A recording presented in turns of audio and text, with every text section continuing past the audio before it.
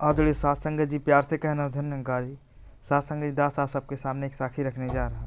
आशा है प्रमाण के साखी का शीर्षक है पूर्णता की स्थिति। एक दिन शाम के समय एक युवक आश्रम में आया।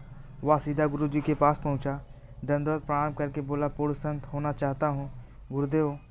गुरुदेव बोले, संत होना चाहते हो या संत दिखना चाहते हो? युवक बोला, दिखना ही तो आपके पास आने की क्या ज़रूरत थी, मैं तो होना चाहता हूँ।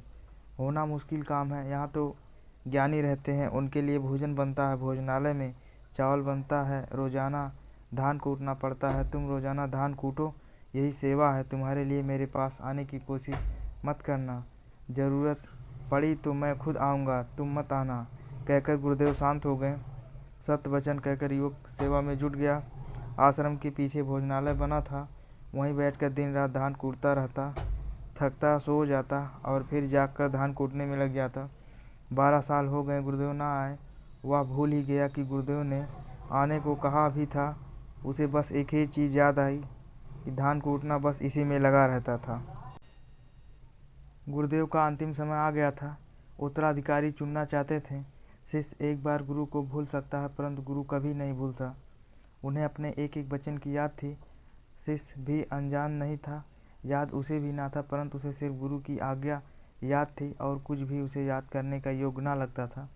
गुरुदेव ने उत्तराधिकारी चुनने का एक ही ढंग निकाला। उन्होंने कहा, जो भी सिद्ध धर्म का सार अधिकतम 4 पंक्तियों सामने दीवार पर लिखेगा, वही उत्तराधिकारी होगा। सबने सुना। आश्रम के बड़े बड़े ज्ञानी थे। जो सबसे ज्ञानी था, उससे ही सबको आशा थी। धान कूटने वाले की तो ज्ञानी गणना भी ना करते। सबसे बड़ा ज्ञानी एक रात उठा, सामने जाकर दीवार पर लिखा, मनुष्य की आत्मा एक दर्पण की भांति है। उस दर्पण पर विकार की विचार की धूल जम जाती है। उसे पोंछ डालने का नाम ही धर्म है। उसने लिख तो दिया, पर विश्वास ना था, इसलिए नीचे नाम ना लिखा। उसने सोचा कि यदि गलत हुआ तो डांट से बच जाऊंगा, और अगर सही हुआ तो फिर दवा ठोक दूंगा।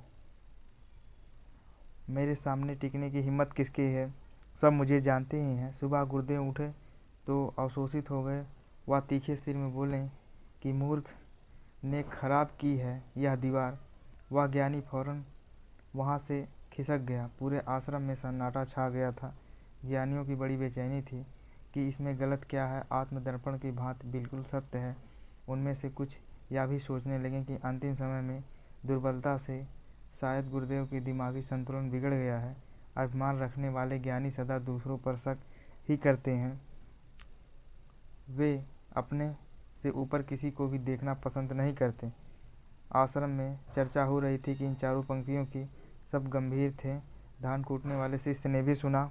वह हंस पड़ा। उसे हंसते देखकर सबके कान खड़े हो गए। आज से पहले कभी उसकी तरफ ध्यान ना गया था। आज उसे हंसते देखकर कई ज्ञानी भड़क उठे थे और बोले, अरे बौड़म दास, कभी शास्त्र पढ़े हैं तूने, जो इन महान पंक्तियों पर हंस रहा है? आज तूने भी हंसी सूझी है।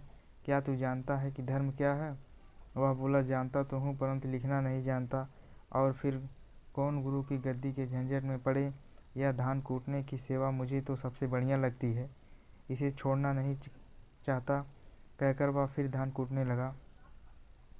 ज्ञानी ने सोचा, क्या पता तुक्का लग ही जाए। वो कहने लगे कि लिख तो हम देंगे, तुम बस बता ही दो। वे सोच रहे थे कि उत्तराधिकारी को लिखने वाला ही है, और फिर इसका क्या पता लगेगा कि किसने बताया है। कुछ अति उत्साहित शिष्य बोले, तुम जल्दी हमारे साथ चलो, वहीं चलकर बातें जाना, हम लिख देंगे। वह युवक उठ खड़ा हुआ। उसने कहा, कौन कहता कि आत्मदर्पण की बात, उस पर तो धूल जम ही जाएगी। आत्मा का कोई दर्पण ही नहीं है, धूल जमेगी कहाँ। जो इस सत्य को जान लेता है, धर्म को प्राप्त हो जाता है। गुरुदेव सब देख रहे हैं। वे सोच भी उसी के बारे में रहे थे। यह कहकर युवक वापस मुड़ने लगा भोजनालय की तरफ। गुरुदेव से रहा ना जाए। वे बिस्तर से उठकर भागे और उसे पकड़े। वो बोले, मैं भली बात जानता था कि अगर कोई लिख सकेगा तो तू ही, जिसने एक बार भी गिला ना किया है। 12 सालों से इस धान कूटने का उबाऊ काम में लगा रखा है और एक बार भी सुध न ली। सद्गुरु के सामान से लगने वाले वचनों में भी गंभीर रहस्य छुपा होता है। यह मानने वाले सद्भाव ही पूर्णता की स्थिति में प्राप्त करते हैं। साथ संगत जी, प्यार से कहना। धन्यवाद।